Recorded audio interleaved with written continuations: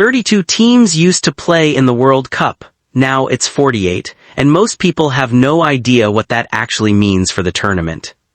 This isn't just a bigger number, it changes everything. The format, the pressure, the drama, and honestly, who even gets to go home early? So here's the full breakdown of how the 2026 World Cup actually works. Start to finish, no fluff.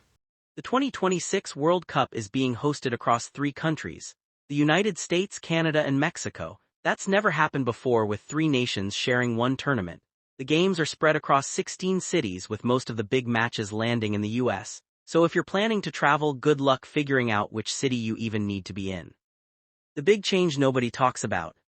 For decades, 32 teams played the World Cup. That was the number. Clean, familiar, works perfectly in a bracket. FIFA looked at that and said not enough. So in 2026, 48 teams are in. 16 more countries get a seat at the table. In theory, that means more nations represented, more stories, more upsets. In practice, it means the format had to be completely rebuilt from scratch. How the groups work. Here's where it gets interesting. Instead of 8 groups of 4 teams, you now have 12 groups of 4 teams. Each group still plays a round robin, every team plays the other 3. But now only 2 teams automatically advance from each group instead of 2 from 8. The twist, the 8 best third-place teams also advance, so finishing third isn't automatically a death sentence anymore. You can come third and still make it through if your numbers are good enough. This sounds simple. It isn't. Because now teams have to calculate whether losing a game on purpose could actually help them. Coaching chess at its finest. The round of 32.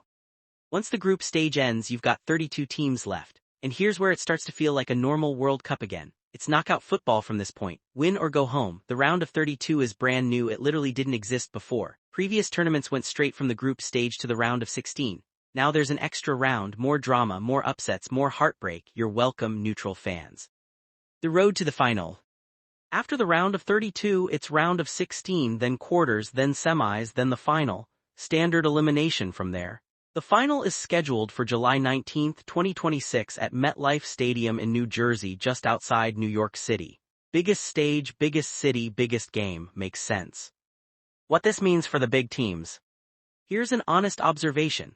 For the powerhouse nations, Brazil, France, Germany, Argentina, more teams in the tournament actually creates more danger.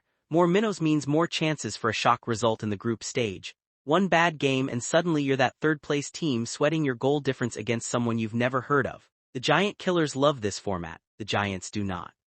What this means for the underdogs. For smaller footballing nations, this is enormous. Countries that never had a realistic shot at qualifying now have a path. More spots means more regions get allocated more berths. Africa went from 5 slots to 9. Asia went from 4.5 to 8.5. These aren't small jumps. Entire national footballing cultures get to exist on the world stage for the first time. That matters. That genuinely matters. The one thing everyone's debating.